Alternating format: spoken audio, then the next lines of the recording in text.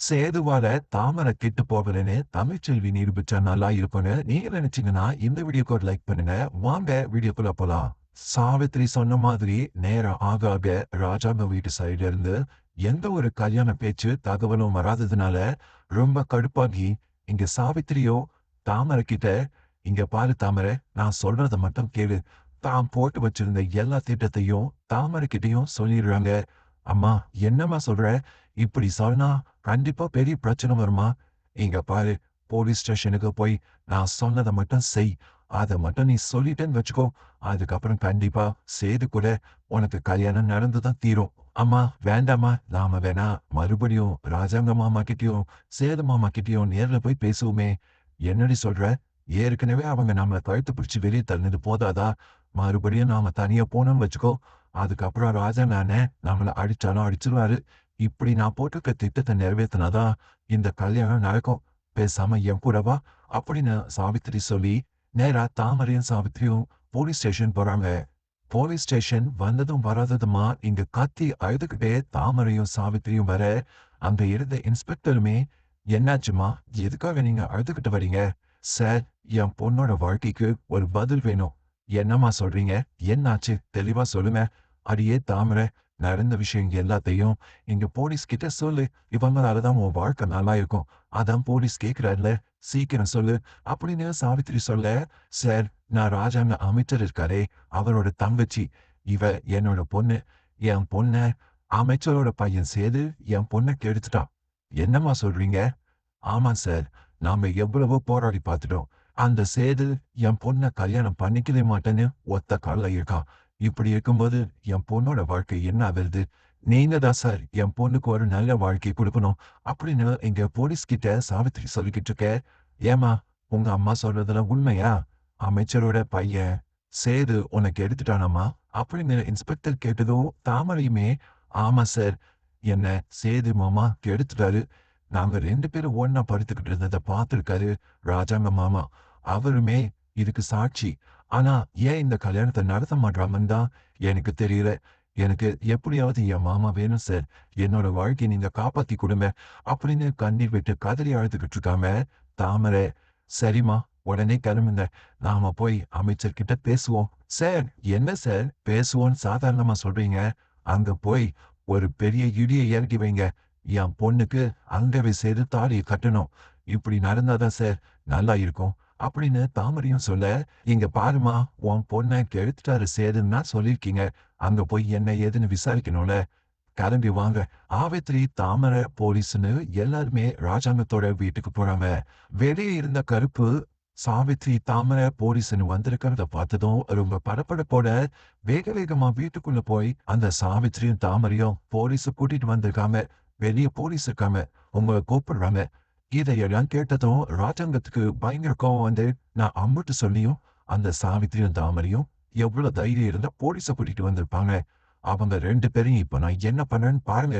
அப்படின்னு சொல்லிட்டு ராஜாங்க ரொம்ப கோவத்தோட வெளிய வர கூட எல்லாருமே ஓடி வராங்க. வந்த கோவத்துல ராஜாங்க எழுந்துக்கிட்டு, என்ன சாவித்திரி? எதுக்காக மறுபடியும் என் வீட்டு பக்கம் வந்திருக்க? வாண்ணே. என் பொண்ணு ஏதோ போலீஸுக்கு ஃபோன் பண்ணி தப்பு பண்ணா. வீட்ட விட்டு தொரத்துனேன். ஆனா என் பொண்ண உன் பையன் சேது கெடுத்திருக்கானே. இதுக்கு என்ன பதில் சொல்லப் போற?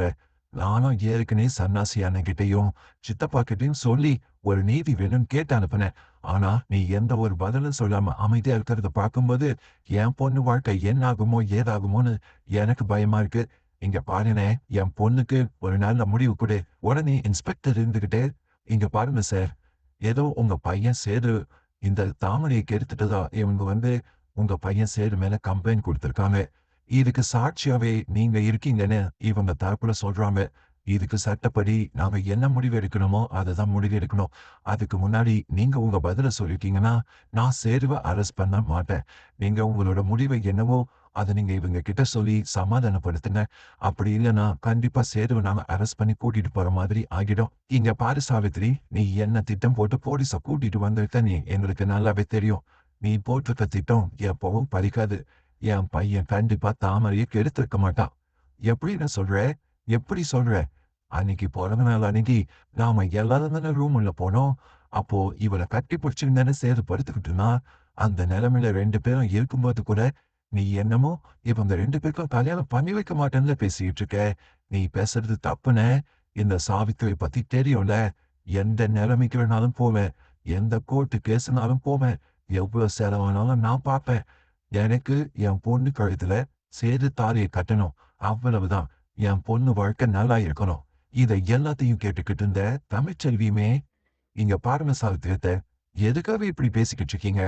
அதான் என் மாமா தாமரையை கெடுத்திருக்க மாட்டாருன்னு நாங்க உறுதியா சொல்றோம். அப்படி இருந்தும் எதுக்காக இப்படி இந்த குடும்பத்துல இருக்க நிம்மதியை கெடுக்குறீங்க? பேசாம உங்க பொண்ண கூட்டிட்டு இங்க இருந்து போயிடுங்க.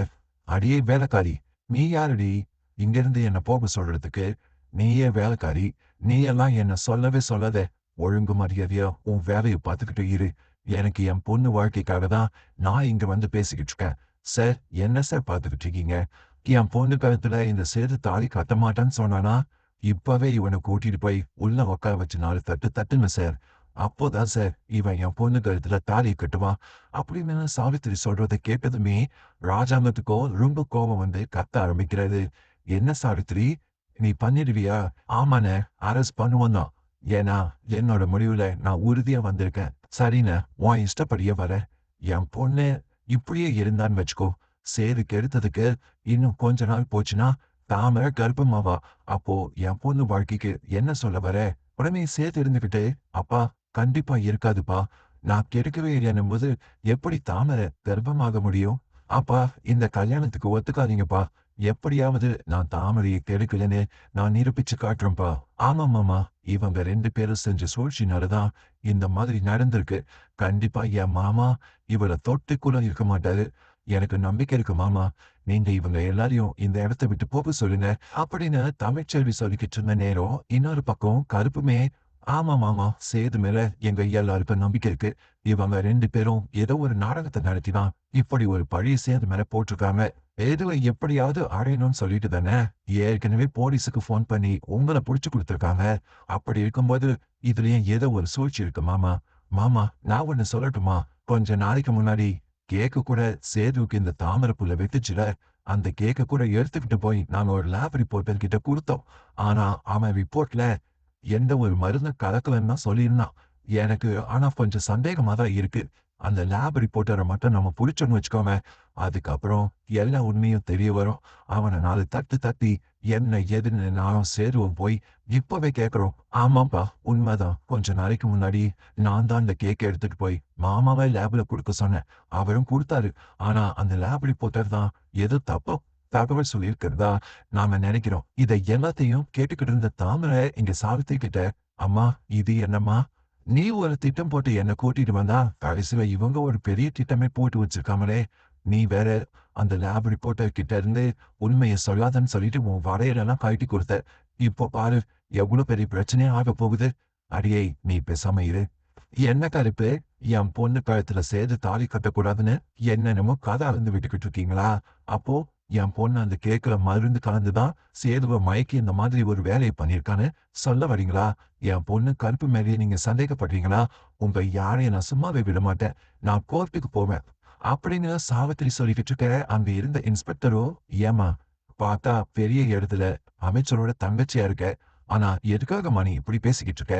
இங்க பாரு, அதான் அவங்க ஏதோ நிரூபிக்கிறேன்னு சொல்றாங்களே. நிரூபிச்சதுக்கு அப்புறம் உன் பொண்ணு மேல தப்பு இல்லைன்னா தாராளமா அமைச்சரோட பையன் சேது உன் பொண்ணு கழுத்துல தாலி கட்டுவாரு. அப்படி இருக்கும்போது எதுக்காக நீ அவசரப்படுற? அப்போ அவங்க சொல்ற மாதிரி நீங்க ஏதோ திருட்டு வேலை தான் பண்ணிருக்கீங்களோ? சார், அப்படியெல்லாம் இல்ல. நான் இவன் மேல கேஸ் கொடுத்து உங்களை கூட்டிட்டு வந்தா நீங்க என்னன்னா எங்க பக்கம் பேசாம இவங்க பக்கம் பேசிக்கிட்டு இருக்கீங்க. இங்க பாரு சாவித்திரி, எல்லாருடைய நேரத்தையும் வீணடிச்சுக்கிட்டு இருக்காத. பேசாம இங்க இருந்து போயிடு. அதான் சேது சொல்லியிருக்கான்ல, தமிழ்ச்செல்வியும் சொல்லியிருக்குல்ல, எப்படியாவது நாம நிரூபிச்சு காட்டோனே. நிரூபிச்சு காட்டட்டும். அதுக்கப்புறம் சேது மேல தப்பு இருந்தா நானே தாமரைக்கு தாலி எடுத்து கொடுத்து கட்ட சொல்றேன். அது வரைக்கும் நீ இங்க இருந்து வெளியே போயிடு. ஏன்னா நான் எதுக்காக போனோம்? அதான் சேது என் பொண்ணு கழுத்துல எந்த தப்பும் இல்லைன்னா தாலி கட்டுன்னு சொல்லியிருக்கான்ல. அது வரைக்கும் நான் இங்கதான் இருப்பேன். அப்படின்னு சாவித்திரி சொல்ல, இங்க பாரு சாவித்திரி, நான் அமைதியா பேசுறேனேன்னு நீ ரொம்ப பண்ணாத. ஒரு அறை கொடுத்தனா அதுக்கப்புறம் தெரியும். உடனே சன்னாசி இருந்துகிட்டு, இங்க பாரு சாவித்திரி, அதான் உன்னை சித்தப்பா வீட்டுல தங்க வச்சிருக்கோம்ல, பேசாம அங்க போய் தங்கிக்கிட்டு உன் பொண்ணு மேல எந்த தப்பும் இல்லைன்னா தாராளமா சேர்த்து தாலியை கட்டுவான் அப்படின்னு இந்த சன்னாசியுமே சொல்லிக்கிட்டு இருக்காரு.